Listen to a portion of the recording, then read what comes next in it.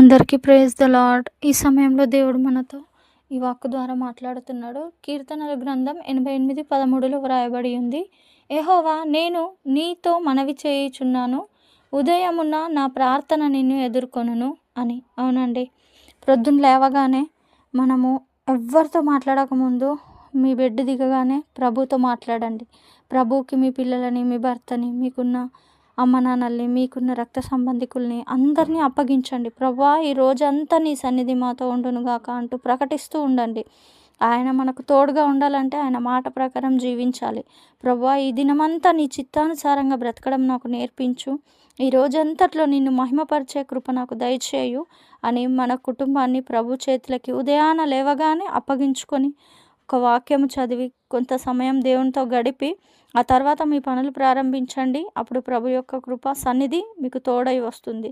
మీరు ఎక్కడికి వెళ్ళినా ఆయన సన్నిధి మిమ్మల్ని వెంబడిస్తుంది.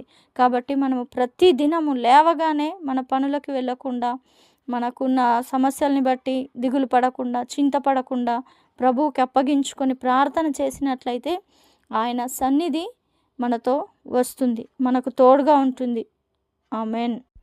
అందరికీ ప్రైజ్ ద లార్డ్. ఈ సమయంలో దేవుడు మనతో ఈ వాక్కు ద్వారా మాట్లాడుతున్నాడు. కీర్తనల గ్రంథం 88:13 వ్రాయబడి ఉంది. యెహోవా, నేను నీతో మనవి చేయుచున్నాను, ఉదయమున నా ప్రార్థన నిన్ను ఎదుర్కొనును అని. అవునండి, ప్రొద్దున లేవగానే మనము ఎవ్వరితో మాట్లాడకముందు మీ బెడ్ దిగగానే ప్రభుతో మాట్లాడండి. ప్రభువుకి మీ పిల్లలని, మీ భర్తని, మీకున్న అమ్మ నాన్నల్ని, మీకున్న రక్త సంబంధికుల్ని అందరినీ అప్పగించండి. ప్రభువా, ఈ రోజంతా నీ సన్నిధి మాతో ఉండునుగాక అంటూ ప్రకటిస్తూ ఉండండి. ఆయన మనకు తోడుగా ఉండాలంటే ఆయన మాట ప్రకారం జీవించాలి. ప్రభువా, ఈ దినమంతా నీ చిత్తానుసారంగా బ్రతకడం నాకు నేర్పించు, ఈ రోజంతట్లో నిన్ను మహిమపరిచే కృప నాకు దయచేయు అని మన కుటుంబాన్ని ప్రభు చేతులకి ఉదయాన లేవగానే అప్పగించుకొని ఒక వాక్యము చదివి కొంత సమయం దేవునితో గడిపి ఆ తర్వాత మీ పనులు ప్రారంభించండి. అప్పుడు ప్రభు యొక్క కృప సన్నిధి మీకు తోడై వస్తుంది. మీరు ఎక్కడికి వెళ్ళినా ఆయన సన్నిధి మిమ్మల్ని వెంబడిస్తుంది.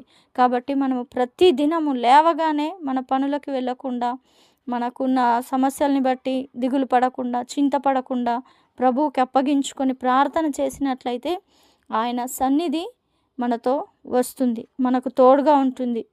ఆమెన్.